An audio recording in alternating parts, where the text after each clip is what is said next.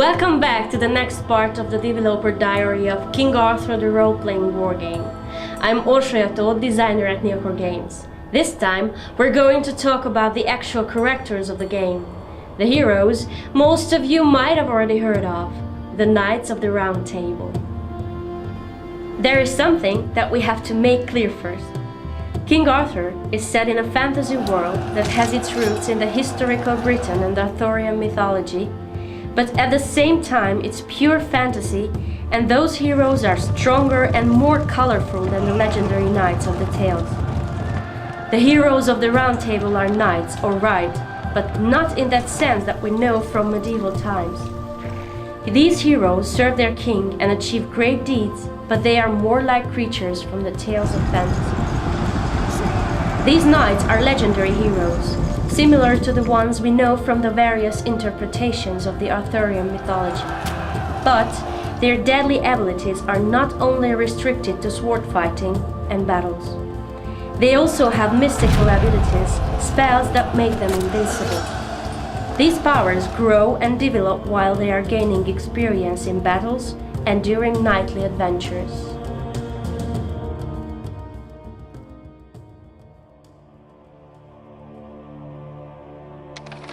You, in the role of King Arthur, start with one knight. He is the foster brother of King Arthur, Sir Kay.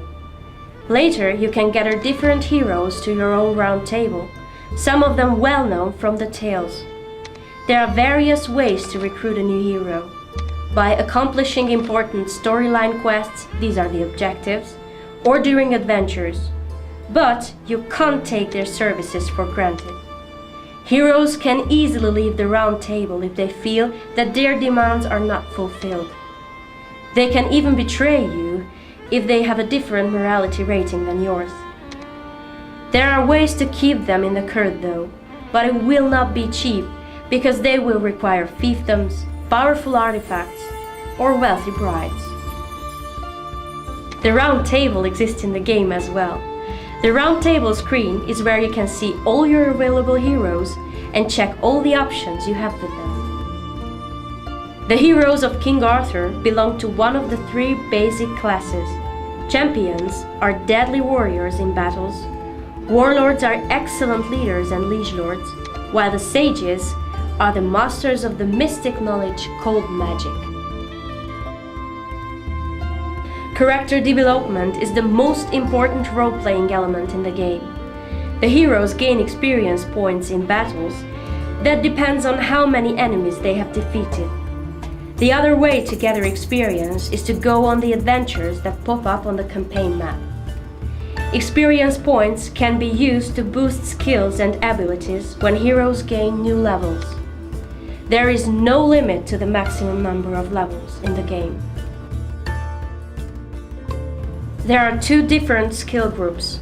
The first is the group of class skills. The class skills of the champions make them deadly in battles and give boost to their troops. Warlord skills have an impact on the upkeep of the armies and give bonuses to tactics in battles or make the units more effective in a certain range. The sages can cast deadly spells from far away or even summon storms. Or they can make their units withstand the negative effects such as the bad weather conditions. The other group is the general skills. These are not class related, but they are very unique skills, some of them already available on the starting level. Later, changes in your morality unlock additional general skills, and you can gain them during adventures as well. Traits are very important in the game. These are the very personal advantages or weaknesses of a hero. Some of these traits influence economics, for example, but mostly they make the heroes unique. For example, Sir Camelot is a deadly warrior on the battlefield, but his traits make him a very dangerous ally. He governs with iron fists, and if you don't give him enough provinces to rule, his loyalty starts to drop until he leaves your court.